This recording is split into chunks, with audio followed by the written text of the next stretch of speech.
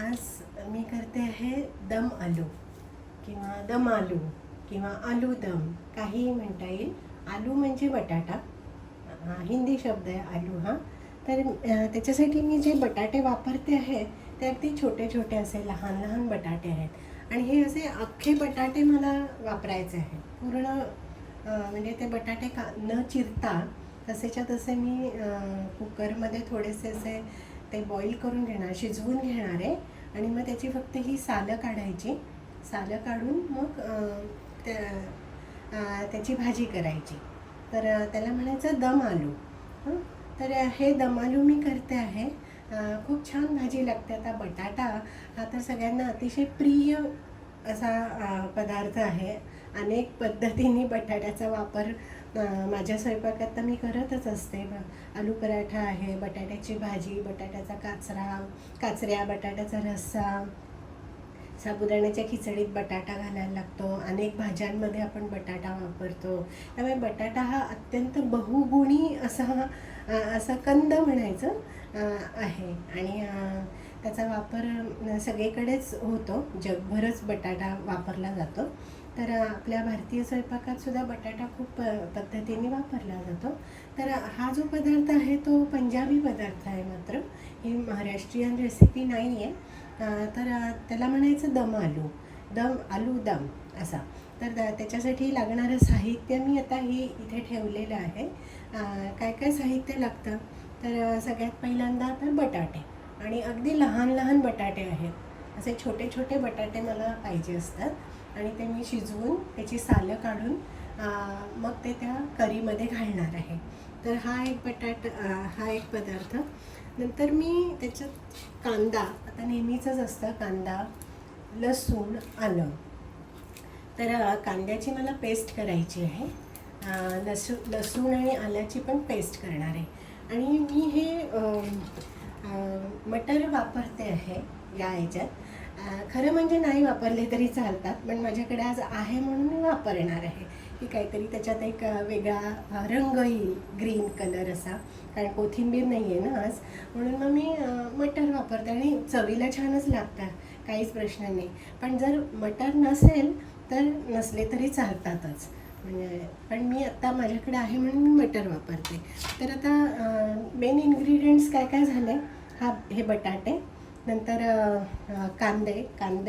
कांद्याची पेस्ट, आलं लसूण पेस्ट आणि हे मटर, असं मी आता हे मेन पदार्थ झाले.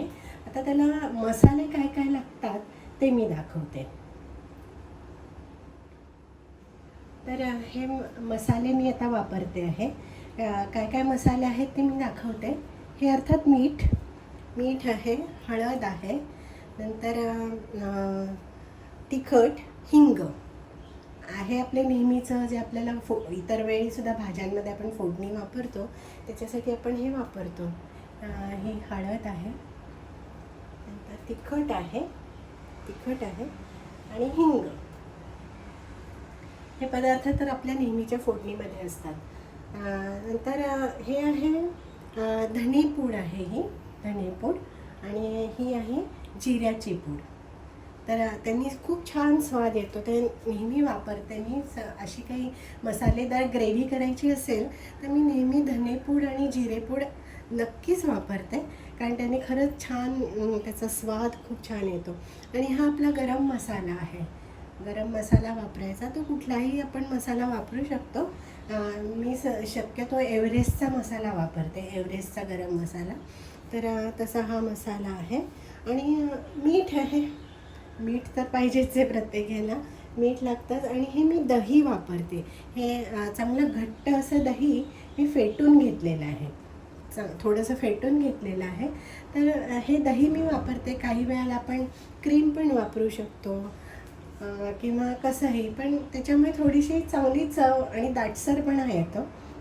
जी ग्रेव्ही मी करणार आहे ती अशी दाट होते आणि चव पण चांगली लागते त्याच्यामुळे, कारण सगळे मसाले खूप असतात ना, मग दह्यामुळे ते थोडंसं चांगलं होतं त्याचं. त्यामुळे आता काय काय झालं, हे दही वापरते आहे मी. नंतर हळद, तिखट, नंतर हे धने आणि जिरे पूड, ही हिंग आणि हा मसाला. आणि अशा पद्धतीने मी आता हे सगळे इन्ग्रेडियंट्स वापरून ही दम आलू करणार आहे. तर बघू आता ते कसं. आधी त्याच्यासाठी मला काय काय आता करायचं आहे. तर सगळ्यात पहिल्यांदा मला हे जे माझे बटाटे आहे दम आलूसाठी वापरण्यासाठी मी आणलेले असे छोटे छोटे बटाटे आहेत. तर ते मी उकडून घेणार आहे आणि त्याची सालं काढून घ्यायची. आणि ते सालं काढल्यानंतर काय करायचं, असं आपलं थोडंसं असं टोचून घ्यायचं त्याला. त्या टूथपिकनी वगैरे सुद्धा केलं तरी चालतं. तर तसं असं थोडंसं टोचून घ्यायचं. पण बटाटा कापायचा नाही, ठीक आहे. बटाटा कापायचा नाही, तर फक्त त्याला अशी थोडी छोटी छोटी भोकं पाडून घ्यायची, की त्याच्यामुळे काय होतं की आपण जो ग्रेव्हीमध्ये जो मसाला करणार आहे तो बटाट्याच्या आतमध्ये जातो पूर्ण आणि खूप छान तो बटाटा लागतो. तर हे बटाटे मी उकडून घेणार आहे आणि मग त्याची सालं काढून घेणार आहे. नंतर याच्यामध्ये हे कांदे आहे त्याची पेस्ट करायची आहे मला. नंतर आलं लसूण पेस्ट करायची आहे. आणि हे मटर तसेच वापरायचे आहेत मला त्याच्यात. मटरचं काय हे नाही, तर ते मी वापरणार आहे. तर हे करून घ्यायचं आणि मग ही सगळी आपली तयारी झाली एकदा की मग आपण ती ग्रेव्ही करायला सुरुवात करू. आणि दम आलू ही एक रेसिपी आणि खूपच छान लागते, कारण बटाट्याची भाजी तर सगळ्यांनाच प्रिय आहे. माझ्या घरात तर बटाट्याची भाजी अगदी नेहमी कामाला येते. एखाद्या वेळेस जर आपल्याकडे भाज्या वगैरे नसतील आणलेल्या तर बटाटे हा सर्वोत्तम उपाय असतो आणि बटाट्याची भाजी सगळ्यांनाच आवडते. त्यामुळे बटाटे हे फार उपयोगी भाजी आहे माझ्या स्वयंपाकघरातली तरी. तर आता मी हे त्या बटाट्याचा वापर करून ही एक वेगळी रेसिपी तयार करते. आणि आज मी करते हे दम आलू. आणि दम आलूचं मगाशी मी सगळं साहित्य दाखवलं. तर त्याची आता मी ग्रेव्ही करायला सुरुवात करणार आहे. तर त्याची मी सगळी तयारी करून घेतली आत्ता. हे जे बटाटे आहेत ते उकडून घेतले. नंतर कांद्याची पेस्ट केलेली आहे, टमॅटोची पेस्ट केली आहे. नंतर हे आलं आणि लसूण हे मी थोडंसं बारीक असं कापून घेतलं, वाटून घेतलं आहे. आणि हे हिरवे मटर आहेच आहे. तर आता हे जे बटाटे आहेत छोटे छोटे आहेत, लहान बटाटे, तर ते मी तसेच अख्खे ठेवणार आहे. ते काय मला कापायचे वगैरे नाही, फोडी नाही करायच्या. फक्त मी काय करणार आहे, त्या बटाट्यांना बारीक बारीक भुकं पाडून घेणार आहे. ते कशासाठी, तर मी जे मसालेदार ग्रेव्ही तयार करणार आहे या दम आलूसाठी, तर ते मसाले त्या बटाट्याच्या आतपर्यंत जायला पाहिजे याच्यासाठी. तर मी आता ती भोकं पाडून घेते छोटी छोटी, दाखवते. हे असं मी फोर्क वापरते आहे. तर असं चारी बाजूला थोडं अगदी खूप किंचित, म्हणजे अगदी आतपर्यंत घुसवायचं नाही, कारण नाही तर मग ते बटाटे फुटतील, म्हणजे असं त्याचे तुकडे होतील ना. अख्खा बटाटा आपल्याला राहायला पाहिजे. तर त्याच्यासाठी हे असे बारीक बारीक आपल्याला भोकं पाडून घ्यायची बटाट्याला.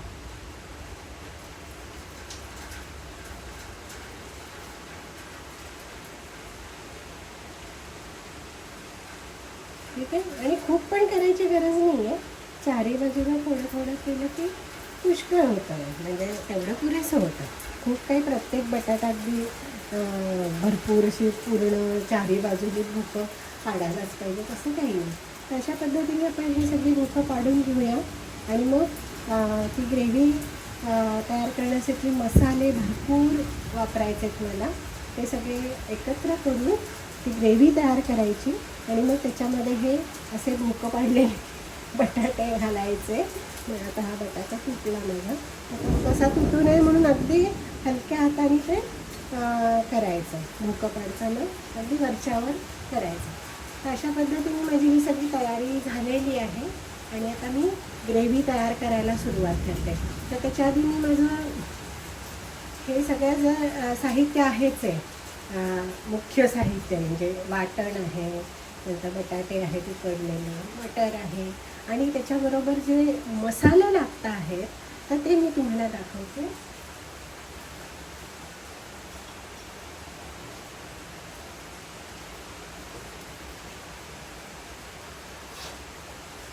तर हे माझं मसाल्याचं ताट मी तयार करून ठेवलेलं आहे. ते मगाशी मी दाखवलेलंच आहे काय काय मसाले आहेत. तर हळद आहे, तिखट आहे, हिंग आहे, नंतर धणे आणि जिऱ्याची पूड आहे, गरम मसाला, मीठ, एवढे मसाले आपल्याला याच्यासाठी लागणार आहे. ठीक आहे. आणि त्याच्याचबरोबर हे असं छानसं फेटलेलं दही, घट्ट दही होतं. तर ते दही मी थोडंसं फेटून घेतलं, म्हणजे ते ग्रेव्हीमध्ये घातलं त्याच्या असे गुठळ्या गुठळ्या होणार नाही, म्हणून असं छानसं जरा एकसारखं एकजिन्सी व्हावा म्हणतात ना, तसं मी ते फेटून घेतलेलं आहे. तर हे असं थोडंसंच दही वापरायचं, खूप जास्त पण नाही, नाहीतर कारण टमॅटोची पेस्ट पण आहे ना आपली, त्यामुळे दही आणि टमॅटोची पेस्ट हे दोन्ही एकत्र वापरलं तर ते आंबट होईल ती ग्रेव्ही. तर त्यामुळे ते प्रमाण आपण योग्य ठेवायचं. आपण ते आपल्या पद्धतीने की आपल्याला किती ते आंबटपणा चालू शकणार आहे त्या ग्रेव्हीमध्ये, त्याप्रमाणे आपण करायचं. तर हे अशा पद्धतीने माझी सगळी तयारी झालेली आहे आणि मी आता ते करायला सुरुवात करणार आहे. मसाले आहेत असे आणि मी सगळं साहित्य. आता मी दम आलू करायला सुरुवात करते. तसं एकदा तयारी करायला जितका वेळ लागतो तितका ॲक्च्युली कृती करायला कमी वेळ लागतो. ही तयारी करायला खूप वेळ लागतो, पण ती एकदा नीट जर आपण करून घेतली तर आपला पदार्थ बिघडण्याची शक्यता अजिबात नाही आहे. तर अशा पद्धतीने आपण तयारी केली आहे. त्यामुळे आता मला खात्री आहे की मी जे पदार्थ तयार करणार आहे तो चांगलाच होणार आहे. आणि त्याच्याबरोबर खाण्यासाठी मी कणिक भिजवून ठेवलेली आहे. मी पोळ्या करणार आहे, पण दम आलूबरोबर रोटी, नान, पराठा, पोळी, फुलके काहीही चालू शकतं, चांगलंच लागतं ते. कारण मुळात दम आलूची चव खूप चांगली असते ना, अगदी चवदार पदार्थ. भाताबरोबर पण चांगला लागतो. पण मी पोळ्या करते, आमच्या घरी जास्त करून पोळी बरी वाटते, म्हणून मी पोळ्या करणार आहे. तर या पोळ्यांसाठी मी ती कणिक भिजवून ठेवली आहे आणि ही दम आलूची तयारी, तर ती आता मी करायला सुरुवात करते अशा पद्धतीने.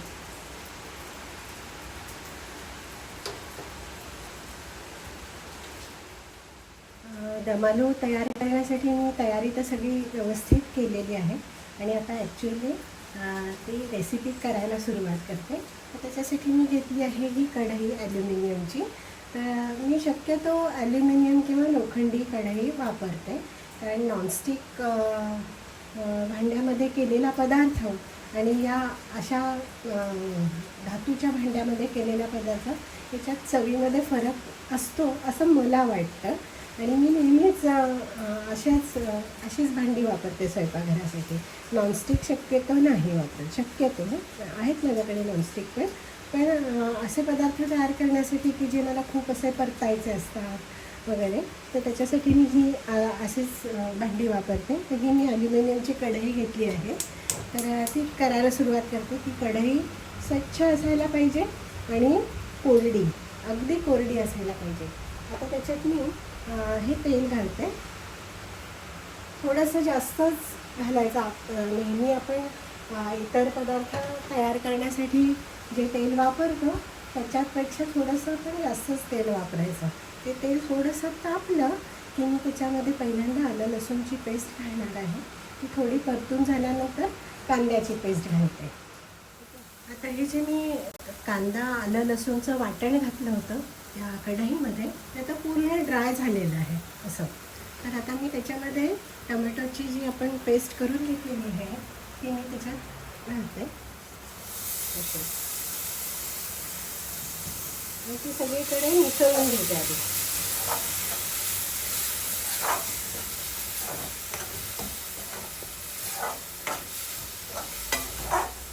शेगडीची आग जरा कमी ठेवायची, त्यामुळे ते खाली करपायला लागतं.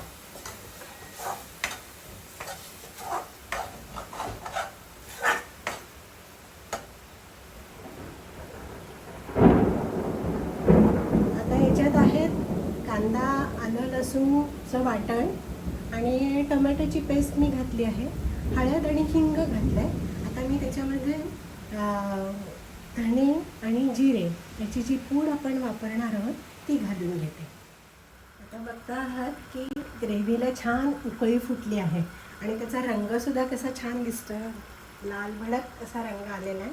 आणि त्याचे मसाल्याचं जे आहे आपण त्याला पूर्ण त्याच्यात एकजीव झालेले आहेत मसाले, त्यामुळे त्याचा रंग असा दिसायला लागलेला आहे छानसा.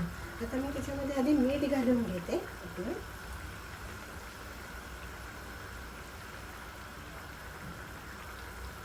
मीठ घालताना पण काळजी घ्यायची आहे की आपल्याला किती मीठ लागतं, आणि याच्यात मसाले पण आहेत ना, तर त्याप्रमाणे मिठाचं प्रमाण ठरवायचं.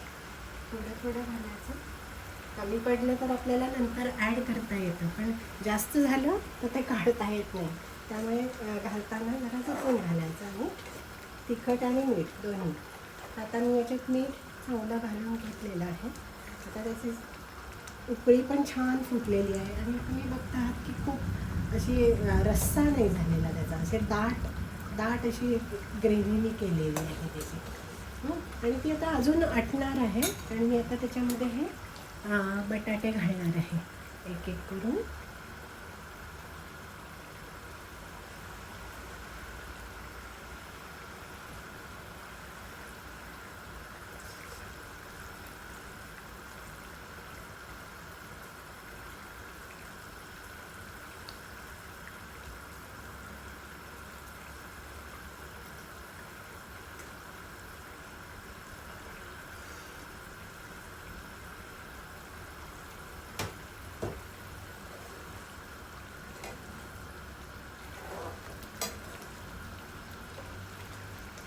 आता याच्यात मी ते सगळे अख्खे बटाटे घातलेले आहेत, हे असे अशा पद्धतीने. मग मी ते आता पूर्ण त्याला आणखीन थोडीशी वाफ येऊन देते, आणि जास्त नाही, कारण आपण बटाटे उकडून घेतलेले आहे, त्यामुळे खूप जास्त वाफ दिले तर मग ते त्याच्यात असं ते पीठ होऊन जाईल त्याचं बटाट्याचं.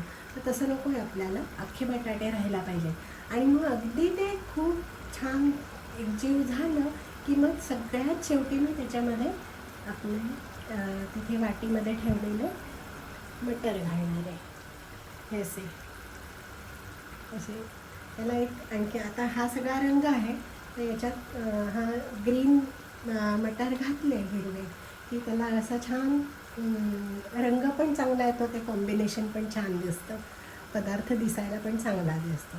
तर हे आता मटर मी सगळ्यात शेवटी घालणार आहे.